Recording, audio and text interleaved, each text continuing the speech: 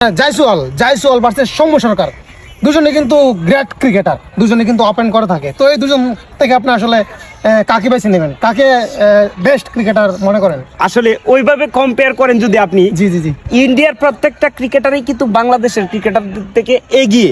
না দেখেন, তো আমি বলবো আপনাকে জয়সওয়াল অবশ্যই, সৌম্য সরকার আর জয়সওয়ালের ওডিআই ক্যারিয়ার লেভেলটা কিন্তু জয়সওয়ালের ওডিআই শুরু হয়েছে, তো ভালো কিন্তু অভিষেক হবে।